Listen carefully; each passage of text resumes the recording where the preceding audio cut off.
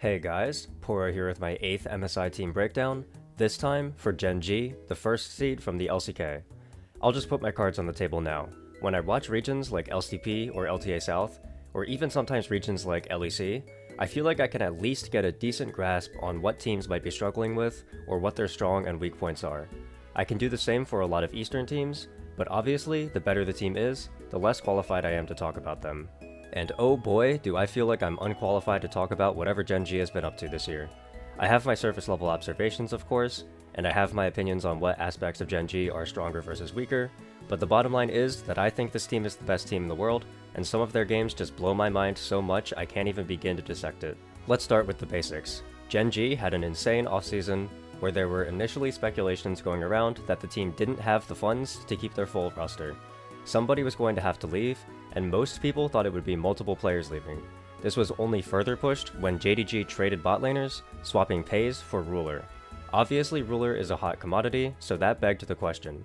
Who was going to exit the team after they hit the cap space? Lehens left first, heading to Nongshim. Next, it was clear that Keen, Canyon, and Chovy were way too expensive to keep with Ruler, so one of them had to go.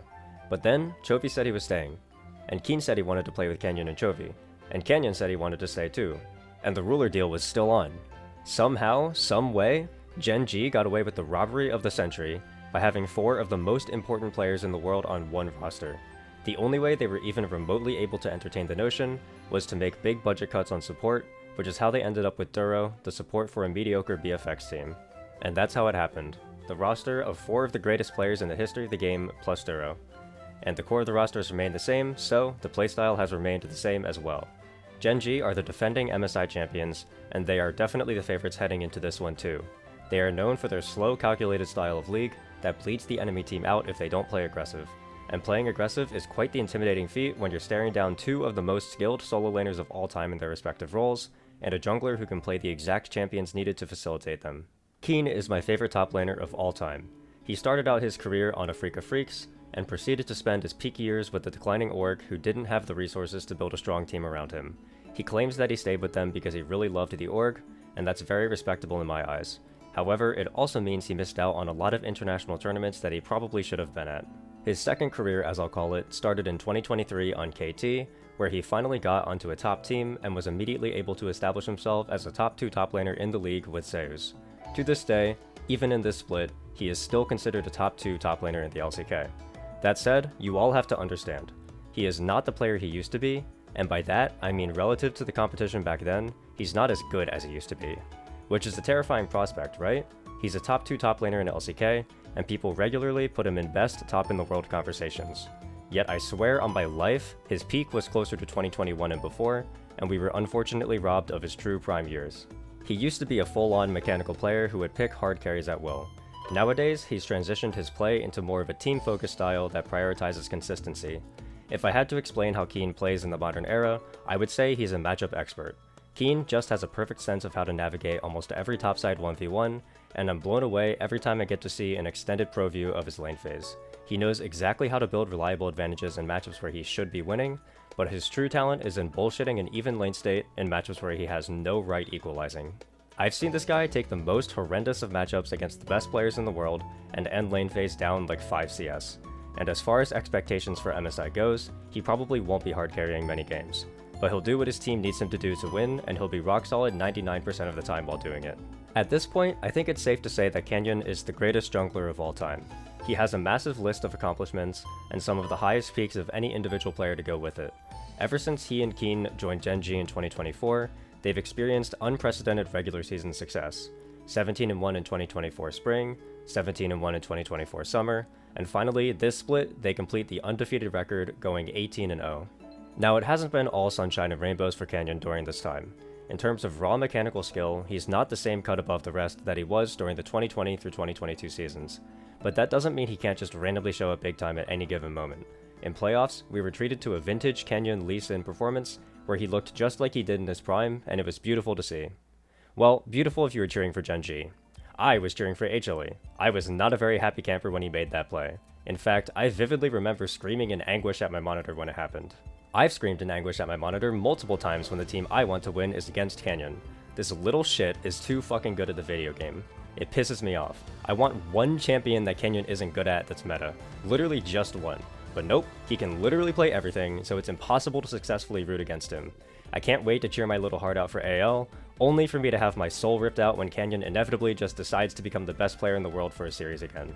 Although you can hold that thought, because Kenyon is going to have a hard time being the best player in the world when Chovy is in the mix. Look, Kenyon is an elite player who is still in the conversation of best jungler in the world currently, but his prime was a few years ago. Chovy's prime is now. He looks better this split than I've ever seen him look in his entire career. There's no competition when it comes to who's the best mid laner in the world right now, and in fact, there isn't even a competition for who the best player is, because someone would either have to be blind, a fool, or purposefully rage baiting to claim anyone else could be that this year so far. I've watched a lot of League in my lifetime. I've seen most of the greats come and go. I've seen their dominance firsthand. And even so, I've never seen anything quite like what Chovy did to Zeka and HLE in their 5-game series. Make no mistake, the fact that the series went to 5 games was no fault of Chovy. HLE had to put in a Herculean effort to beat his Talia in Game 1, and there was nothing Chovy could do about his team's terrible draft in Game 2. Let me make my stance clear. I think Zeka is the second best mid laner in the world this split. That stance is actually quite debatable, as there are a number of other mids like Knight, BDD, Shanks that you could throw into that conversation reasonably. But for me, I think it's Zeka. And I saw that man get astronomically gapped so unbelievably hard in games 1, 3, 4, and 5 that I could hardly believe what my eyes were witnessing. He literally tried everything. He got every single one of his signature champions. Azir, Ahri, Sylas, Yone, Jace. Apart from Akali, those are literally his best champs, and none of them could do anything against Chovy at all. And it's not even like Chovy was doing it on the meta champs. Sure, he showed the meta threats like Talia, Ryze, and Aurora. He's fucking phenomenal at all of them, who would have guessed? But why are we 1v5 manhandling the first stand champions in games 4 and 5 on Twisted Fate and Zoe? Nobody else across the entire world is playing these champions. The only other person who even bothered to touch either of them was Faker, and he only did it after Chovy did. If there's a way to beat an informed Chovy, I do not know what that way is. I'm at a loss. This is some of the most dominant League I've ever seen in my life. It makes me angry, knowing that every team I cheer for will have Chovy sitting there waiting at the finish line. But at the same time, I can't truly be mad, because watching him play is beautiful. As much as I hate to admit it, there's not much more I would like to do in this world than to see Chovy at his peak in real time. If there was one avenue, and it's a small avenue, but if there was ever a way a team could concoct a potential solution to beat Gen G, it would have to be here against Ruler. Ruler is one of the greatest bot laners of all time. For a lot of people, he is the greatest. He's one of the only players in the history of the game to have won Worlds, MSI, LPL, and LCK in his career. Every team he's been on since 2022 has been touted as a super team with expectations to win it all. That said, this has been one of Ruler's weakest splits ever in his entire career. He meshes well into Gen G's system. The problem isn't his overall vibes with the team or his team fighting. The problem is that for the first time in a long time, it just doesn't feel like he's laning at an elite level. And I know everyone wants to pin this on Duro, but as much as you might want to, it's just not true. Ruler, individually, on his own, is losing lane phases against other elite bot laners in matchups he should not be losing. Additionally, Ruler has been having the issue of getting caught on mid-wave a disproportionately high amount of time. I'm not exactly sure what the deal is, but it feels like at least once a series, he'll die on a mid-wave on a timing where he should never be dying, and his team has to put in overtime to claw back the advantage they lost for it. Now, luckily for Ruler, this hasn't been a great year for a lot of bot laners. Guma was having issues early on in the split that resulted in his temporary benching, Elk has been having his weakest split in a long time as well, and Hope isn't exactly what most people would have in mind for an absolute top tier ADC. But regardless of how he is compared to the rest of the field, it doesn't change the fact that he's undoubtedly one of the biggest weak points for this roster. And finally, we've got Duro. Poor Duro. He's been getting scapegoated for every single one of his team's mistakes this year so far. And I must say, I've been quite impressed with Duro. For one, it's a difficult roster to be on. 4 of the all-time greats, and you were just thrust onto the team, while very obviously not being the same tier of player. At the start of the year, that's kind of how it felt too. Duro was okay in winter, about what you would expect from a 6th place support. Not too horrible, but not elite either. In spring, he's been looking way better. I still don't believe he's a true elite talent yet, but he's definitely improving extremely quickly, and he's more than capable of holding his own against top teams now. His performance against HLE was pretty solid.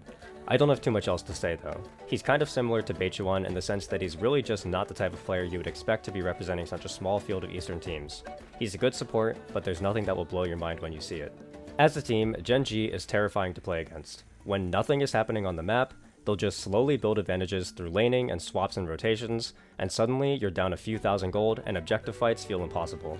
This puts a lot of pressure on teams to try to force things to happen. HLE did that, and it worked for them twice, so the blueprint for beating Gen G is there. Be aggressive, push the pace of the game, and do what you can to exploit Gen G's bot lane. Ruler's laning has been in a slump, he's been getting picked out on mid waves, and Doro is a good, but not great support. That's really about it. There's not much else you can do to win against this team. You're not breaking through top, Keen's too much of a stalwart for that. You're not outpathing Canyon, you're not outlaning Chovy, you're not depleting their champion Oceans and Fearless, you're not beating the team in experience, there's just so little to do. I think the expectation for Gen G should be to win MSI, and anything less would be a huge disappointment for the team. They should be better than every team at this tournament, a gap even bigger than their win last year. In terms of other avenues to explain why they might lose though, I do have one other thing I want to point out. I mentioned this in my LPL team breakdowns, but I do think the garbage LCK playoffs format might end up hurting Gen G. They only played a singular best of 5 to qualify, compared to teams like AL who played 4 or BLG who played 5. Gen G will have played one singular official series in the entire month of June leading up to the tournament, and that's a lot of stage experience with this meta that the team just won't have. There's a chance Gen G might start off the tournament a bit rusty, and that could be the angle for other teams to try and steal some games. I've got nothing else for you. Regardless of if they win or lose this tournament, I think Gen G is the best team in the world. 8 teams down, 2 to go. I'll see you all next time. Bye!